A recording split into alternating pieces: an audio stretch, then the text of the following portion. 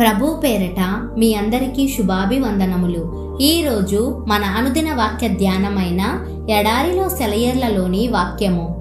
లేని వాటిని ఉన్నట్టుగానే పిలుచువాడు. రోమీలకు వ్రాసిన పత్రిక 4వ అధ్యాయము 17వ వచనము. అంటే అర్థమేమిటి? అబ్రహాము మనందరికీ తండ్రి ఎలా అయ్యాడు? అతడు దేవుని మాటను అక్షరాలా నమ్మడానికి వెనుకాడలేదు. అంత వృద్ధాప్యంలో తాను తండ్రి కావడం అన్నది అసాధ్యమే. మరి అది అసంభవమే. కానీ పిల్లవాడు పుట్టక మునిపే దేవుడు అతన్ని అనేక జనాంగాలకు తండ్రి అని పిలిచాడు. సందేహించకుండా దేవుడు తనకు చెప్పాడు కాబట్టి అబ్రాము తన పేరును అబ్రహాముగా మార్చుకున్నాడు. ఇదే విశ్వాసం. అంటే దేవుడు చెప్పిన దాన్ని నమ్మి రూఢీపరచడం.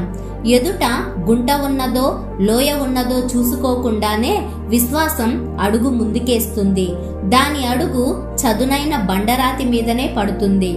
దేవుడు నీకు ఏదైతే ఉంది అని చెప్పాడో అది నీకు ఉంది అని నమ్మి ఇతరులతో చెప్పు. ఆయన నువ్వు నమ్మేదంతా వాస్తవం చేస్తాడు. అయితే అది నిజమైన విశ్వాసమై ఉండాలి. దేవుని పైన ఆ విశ్వాసంలోనే నీలో ఉన్నదంతా కేంద్రీకృతమవ్వాలి. నమ్మిక ద్వారా తప్ప మరి దేని మూలంగానూ జీవించడం ఇష్టపడకండి. కళ్లకు కనిపించే ప్రతి దీపము ఆరిపోయినా, నింగిలోని ప్రతి నక్షత్రానికి గ్రహణం పట్టినా, అంతా ఇడుములు చీకటి కప్పేసినా, కేవలం దేవుడు నీలో విశ్వాసం అనే దీపాన్ని వెలిగించి తన తేజస్సును కాంతిని నీ హృదయంలో నింపితే చాలు. నీకేమీ పర్వాలేదు. నువ్వు వాలిన అపనమ్మకం కొమ్మ నుండి దూకేయాలి. ఇహలోకపు క్షేమాలనే గూడును వదిలి బయటకి రావాలి. విశ్వాసం అనే రెక్కలు విదిల్చి ఎగరాలి. పక్షి పిల్లలు కూడా మొదటిసారి బయటికి వచ్చినప్పుడు అవి అంతకు ముందు ఎప్పుడు ఎగిరి ఉండలేదు కదా. ఒక సమయం వస్తుంది ఎగరడానికి. నేల రాలిపోతానేమోనని భయం వాటికి ఉండవచ్చు, కానీ అవి క్రింద పడవు. వాటి రెక్కలు వాటిని గాలిలో నిలబెడతాయి. ఒకవేళ రెక్కలకింకా బలం రాక అవి పడిపోతూ ఉంటే తల్లి పక్షి వాటి క్రిందుగా ఎగిరి వెళ్లి తన రెక్కల మీద వాటిని సురక్షితంగా ఉంచుతుంది.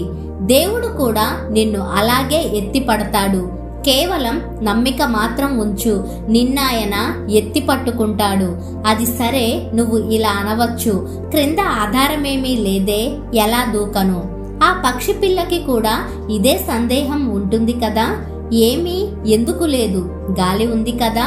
గాలి మనమనుకున్నంత బలహీనమైనది కాదు. పక్షుల్ని శూన్యంలో నిలబెట్టేది గాలే కదా.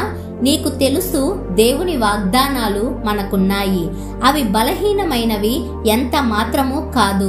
నా బలహీనమైన పేద హృదయానికి అంత శక్తి కలుగుతుందని నాకనిపించడం లేదు. ఏమిటి? దేవుడు అన్నాడా, శోధనలకు గురై లొంగిపోయే నా ప్రవృత్తి సంఘర్షణలో జయశీలిగా నిలబడుతుందని. నిలబడగలదని దేవుడు నిజంగా మాటిచ్చాడా? గజగజ వణికిపోతున్న హృదయానికి శాంతి దొరుకుతుందని అన్నాడా? నిజంగా అని ఉంటే అది అబద్ధం కానేరదు గదా. ఆయన అలా అని ఉంటే చెయ్యకుండా ఊరుకోడు గదా. నిశ్చయమైన ఒక వాగ్దానం నీకు దొరికితే దాన్ని అక్షరాలా నమ్ము. ఉన్నది ఉన్నట్టుగా నెరవేరుతుందని రూఢీపరచుకో. ఈ ప్రమాణ వాక్యం నీ పక్షాన ఉంది. వాక్యమే కాదు, ఆ వాక్యాన్ని పలికిన దేవుడే నీకున్నాడు. నిజంగా చెబుతున్నాను, ఆయన్ని నమ్ము.